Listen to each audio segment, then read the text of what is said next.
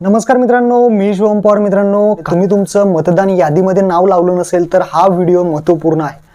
तुम्ही तुमच्या मोबाईलच्या माध्यमातून घर बसल्या एकदम फ्रीमध्ये तुम्ही तुमचं मतदान कार्ड अशा पद्धतीने काढू शकता आणि हे मतदान कार्ड तुम्हाला काही दिवसात पोस्टाने भेटून जाईल आणि तुमचं काही दिवसातच मतदान यादीमध्ये नाव लागून जाईल. तर हा व्हिडिओ शेवटपर्यंत नीट पहा.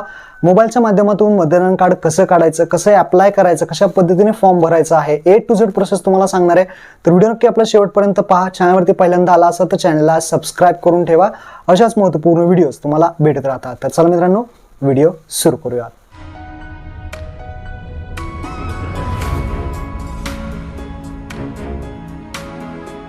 तर मित्रांनो, तुम्हाला मोबाईलमधून प्ले स्टोअर ओपन करायचं आहे आणि प्ले स्टोअरवरती सर्च करायचं आहे वोटर हेल्पलाईन. वोटर हेल्पलाईन नावाचं हे ॲप्लिकेशन तुमच्यासमोर येईल. हे ॲप्लिकेशन तुम्हाला इन्स्टॉल करायचं आहे. इथे पाहू शकता election commission of India 10 million plus याचे डाउनलोड आहे. तर हे ॲप्लिकेशन इन्स्टॉल करून घ्यायचं आहे. हे ॲप्लिकेशन इन्स्टॉल केल्यानंतर हे ॲप्लिकेशन ओपन करायचं आहे. ओपन केल्यानंतर हा नवीन इंटरफेस तुम्हाला दिसेल. यामध्ये तुम्हाला आता काय काय करायचं, नीट स्टेप फॉलो करा. आता तुमचं जर यावरती अकाउंट असेल, या ॲपवरती अकाउंट असेल तर मोबाईल नंबर आणि पासवर्ड टाकून तुम्ही डायरेक्टली सेंड OTP करून लॉग इन करू शकता. पण जर तुमचं अकाउंट नसेल तर तुम्हाला इथे लेफ्ट साईडला न्यू युजर हा ऑप्शन दिसेल. तर या न्यू युजरवरती क्लिक करायचं आहे. जर तुमचं अकाउंट नसेल तर, माझं अकाउंट नव्हतं त्यामुळे मी न्यू युजरवरती क्लिक केलं आहे. आता इथे मोबाईल नंबर टाकायचा आहे आणि सेंड OTPवरती क्लिक करायचं आहे. तुम्हाला एक OTP येईल, तो OTP तुम्हाला इथे टाकायचा आहे. तत्पूर्वी तुम्हाला first name, last name, password बनवायचा आहे. तुमचं नाव @123 अशा पद्धतीने पासवर्ड बनवा आणि जो OTP मिळाला आहे तो इथे OTP टाका आणि सबमिट करा. नाव आडनाव टाकून पासवर्ड बनवून OTP टाकून सबमिट करा. सबमिट जसं कराल तर तुम्ही पाहू शकता युजर क्रिएटेड सक्सेसफुली, म्हणजे तुमचं आता अकाउंट बनवलं आहे.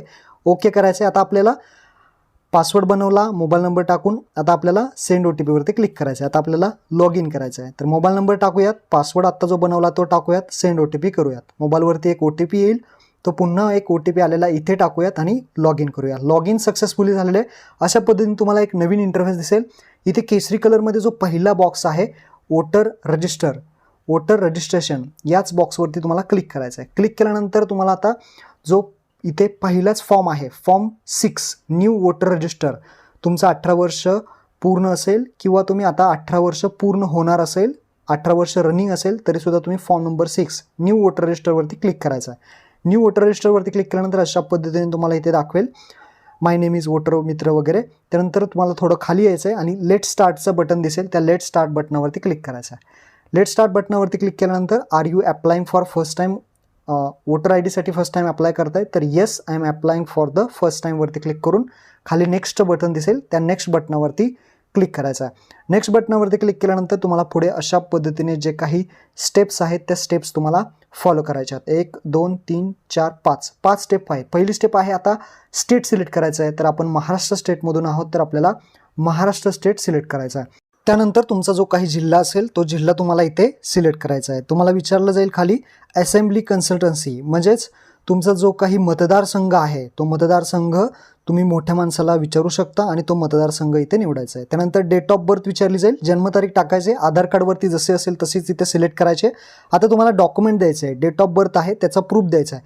तुम्ही आधार कार्ड देऊ शकता, बर्थ सर्टिफिकेट देऊ शकता, पॅन कार्ड, ड्रायव्हिंग लायसन, तसेच मार्कशीट वगैरे टाकू शकता. मी आधार कार्ड सिलेक्ट केले, तुम्ही आधार कार्डसुद्धा सिलेक्ट करू शकता. त्यानंतर खाली तुम्हाला अपलोड विचारलं आहे, attach self attested copy of document, upload बटनावरती क्लिक करायचं आहे. तुमचं जे काही आधार कार्ड आहे त्याची झेरॉक्स काढायची आणि त्याच्यावरती तुमची सही करायची आणि ते सही केलेलं डॉक्युमेंट सेल्फ अटेस्टेड असतं ते तुम्हाला अपलोड करायचं आहे. खाली अपलोड बटनावरती क्लिक करायचं आहे. गॅलरीमधून त्याचा जो काही फोटो काढलेला आहे तुम्ही त्याचा फोटो काढायचा आहे आणि हे तुमचं आधार कार्ड सही केलेलं, सही करायची आहे, झेरॉक्स काढून सही करून ते इथे अपलोड करायचं आहे. तुमचं आधार कार्ड वरती अपलोड करून घ्यायचं आहे.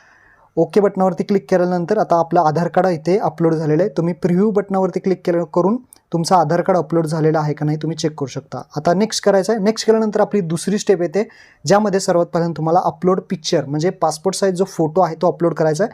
हा 200 KB पर्यंत तुम्ही अपलोड करू शकता. तर इथे अपलोड पिक्चरवरती क्लिक करायचं आहे.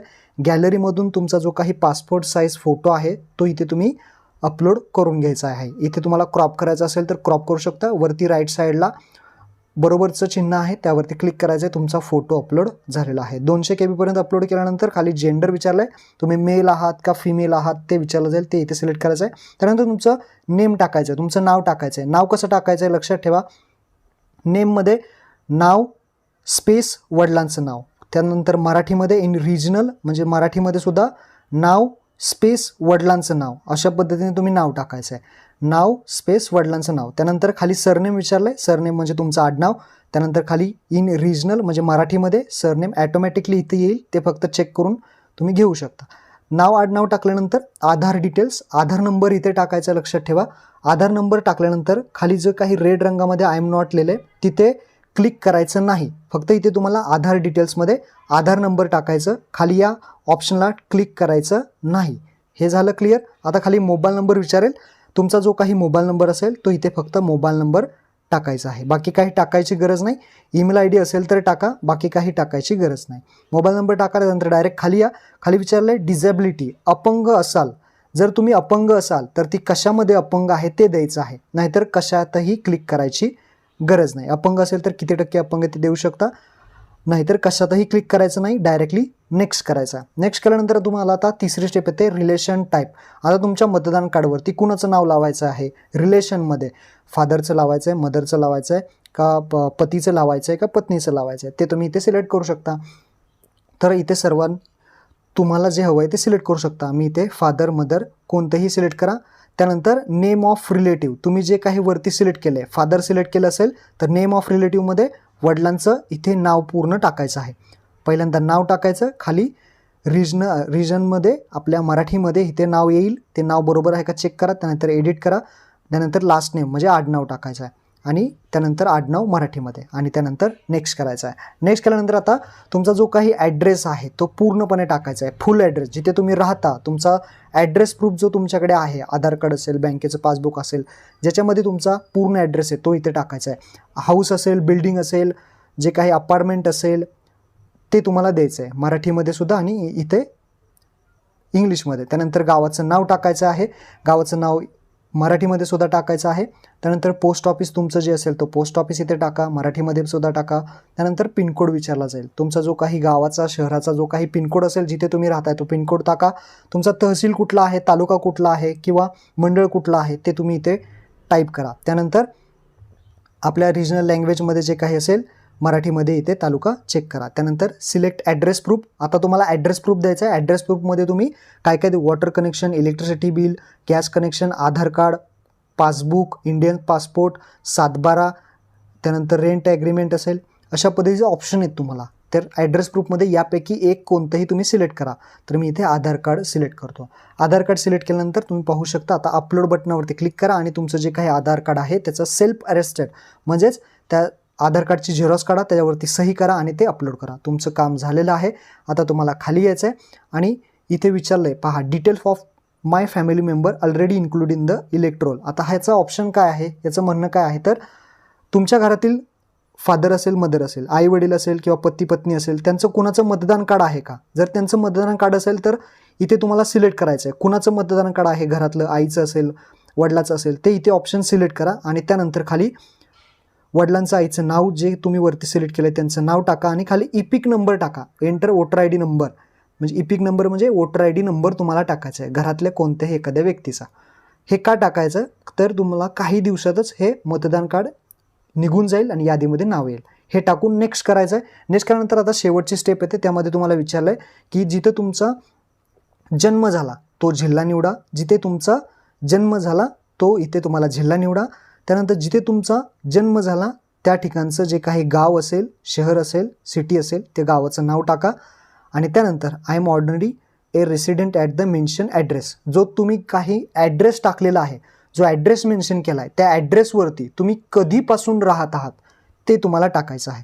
जन्मापासून राहत असाल तर जन्मतारीख टाका, लग्नानंतर राहत असाल तर लग्नानंतरची तारीख टाका, अशा पद्धतीने ती तारीख टाका. त्यानंतर खाली इथे काही करायची गरज नाही. डायरेक्टली तुम्हाला आता हा जो फॉर्म आहे पूर्णपणे खाली येऊन नाव टाकायचं पूर्ण तुमचं आणि प्लेस म्हणजे जिथे राहताय ते गावाचं शहराचं नाव आणि त्यानंतर खाली डन ऑप्शन दिसेल त्या डन ऑप्शनवरती क्लिक करायचं. डन ऑप्शनवरती क्लिक केल्यानंतर तुम्ही जो काही आत्ता फॉर्म भरलेला आहे तो इथे फिल केलेला दिसेल. हा पूर्णपणे चेक करायचा आहे, स्पेलिंग चेक करायचं आहे, काही मिस्टेक करायची नाही, डॉक्युमेंट चेक करायचे बरोबर दिले का, आणि त्यानंतर खाली कन्फर्म बटन दिसेल, या कन्फर्म बटनावरती क्लिक करायचं आहे. तुमचं काम झालेलं आहे, तुमचं ॲप्लिकेशन सबमिट झालं आहे. इथे थँक्यू म्हणून येईल, तुम्हाला एक मोबाईलवरती मेसेजसुद्धा येईल आणि इथे हा रेफरन्स आय डी येईल. याचाच अगोदर पहिल्यांदा स्क्रीनशॉट काढून ठेवा, हा तुम्हाला नंतर लागणार आहे. हा रेफरन्स आय डी तुम्हाला लागणार आहे, हा रेफरन्स आय डी तुम्हाला कॉपी करून घ्यायचा आहे आणि खाली ओके करायचं आहे. आता आपण याचं स्टेटस पाहू शकतो, आपलं मतदान कार्ड झालं आहे का नाही याचं स्टेटस तुम्ही काही दिवसांनी पाहू शकता. इथे पुन्हा तुम्हाला वोटर रजिस्टरचा पहिला ऑप्शन त्यावरती क्लिक करायचा आहे आणि आपलं स्टेटस पाहू शकता, ज्यामध्ये मतदान आपलं कार्ड कुठपर्यंत आलेलं आहे, ते झालं आहे का नाही तेच पाहण्यासाठी पाहू शकता. वरती track status of your form, इथे चेकवरती क्लिक करायचं. आता इथे एंटर रेफरन्स आय डी, जो काही रेफरन्स आय डी आहे तो टाकायचा आणि आपलं महाराष्ट्र स्टेट सिलेक्ट करायचं आणि खाली ट्रॅक स्टेटसवरती क्लिक करायचं आहे. तर ट्रॅक स्टेटसवरती जसं तुम्ही क्लिक कराल तर तुम्हाला दाखवेल रेफरन्स नंबर, तुमचं नाव असेल, फॉर्म कुठला भरला, सबमिटेड दाखवते, आजची तारीख सबमिट दाखवेल. त्यानंतर BLO अपॉइंट होईल, BLO अपॉइंटमेंटनंतर तुमची डॉक्युमेंट व्हेरिफिकेशन होईल, डॉक्युमेंट ऑनलाईन सगळं होईल, तुम्हाला कुठेही जायची गरज नाही. ते बरोबर तुम्ही जे डॉक्युमेंट्स अपलोड केले असतील तर हा फॉर्म ॲक्सेप्ट होईल आणि काही दिवसांनी तुम्ही तुमचं मतदान कार्ड डाउनलोडसुद्धा करू शकता. काही दिवसांनी तुमचं मतदान कार्ड यादीमध्ये नाव लागून जाईल आणि तुमचं मतदान कार्ड पोस्टाने तुम्हाला भेटून जाईल. तर अशा पद्धतीने महत्त्वपूर्ण व्हिडिओ मित्रांना शेअर करा. धन्यवाद. जय हिंद, जय महाराष्ट्र.